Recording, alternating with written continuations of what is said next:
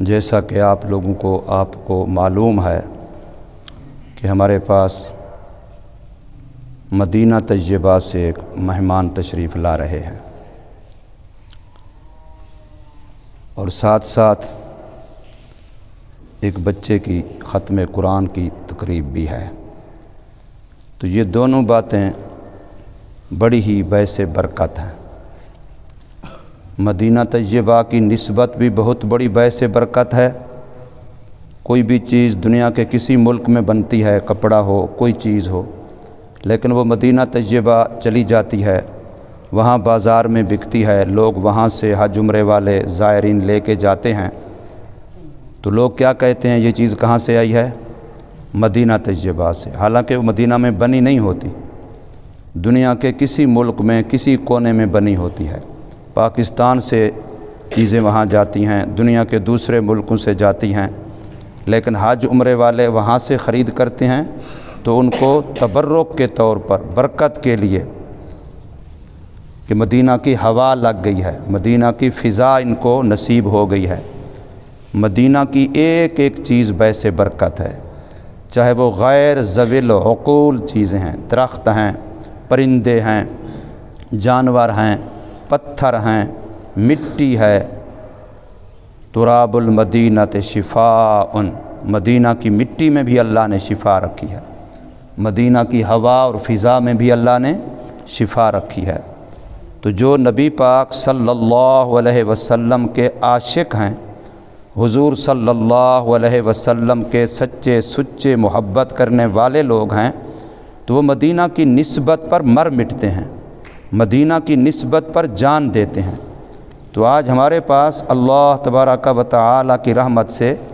ایک ایسا شخص جو عالم دین بھی ہے، حافظ قرآن بھی ہے، اور 45 سال سے مدینہ طیبہ کا رہائشی بھی ہے، مستقل مدینہ منورہ کی اس کی رہائش ہے، اور تقریباً 25 سال اس پر ایسے گزرے کہ وہ مسجد نبوی کا مستقل نمازی ہے، اور پھر روضہ رسول صلی اللہ علیہ وسلم پر وہاں ہوتے ہوئے باقاعدہ حاضری ہے، اور مواجہ شریف پر عصر سے مغرب تک وہ باقاعدہ بیٹھا رہتا ہے۔ تو یہ بہت بڑی نسبت ہے، اور اللہ نے ہمیں وہ باعث برکت شخصیت یہاں اس ہمارے محلے میں، ہماری اس مسجد میں، ہمارے اس مدرسے میں نصیب فرمائی۔ وہ انشاءاللہ مغرب سے پہلے یہاں مسجد میں پہنچ جائیں گے،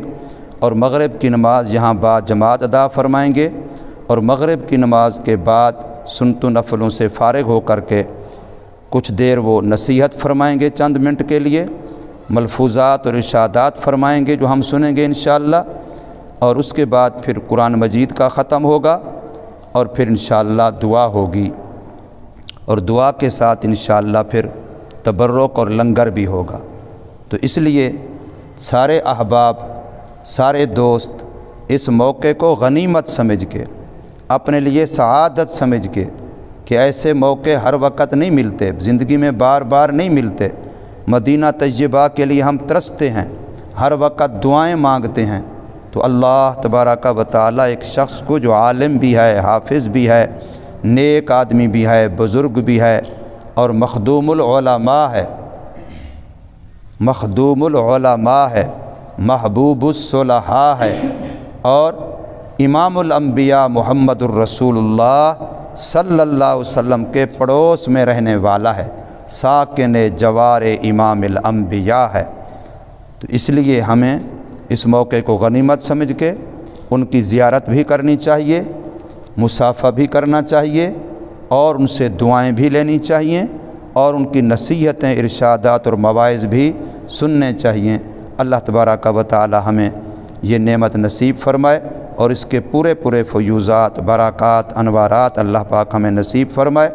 اور ختم قرآن کی نسبت سے بھی بہت عظیم تقریب اور بابرکت تقریب ہے، چونکہ نبی پاک صلی اللہ علیہ وسلم کا یہ ارشاد ہے کہ قرآن مجید کے ختم کے موقع پر اللہ تبارک و تعالی دعا کو ضرور قبول فرماتے ہیں۔ دعا کی قبولیت کا بہترین موقع ہوتا ہے ختم قرآن کی محفل اور تقریب۔ تو اس میں ہم سب نے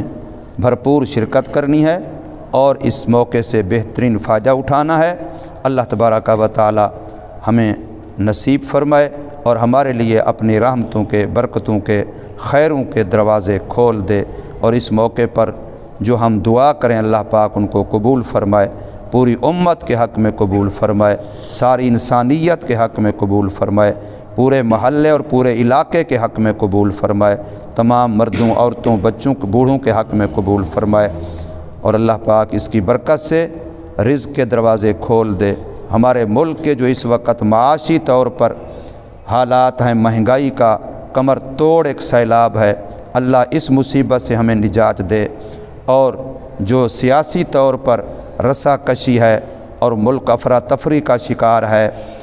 تو اللہ پاک اس سے بھی ہمارے ملک کو نجات نصیب فرمائے، اور اللہ پاک صالح قیادت نصیب فرمائے، اور مسلمانوں کو اللہ پاک ہر لحاظ سے خیر نصیب فرمائے، اور اس کی برکت سے جو بیمار ہیں اللہ ان کو صحت عطا فرمائے، جو پریشان ہیں اللہ ان کو خوشیاں نصیب فرمائے،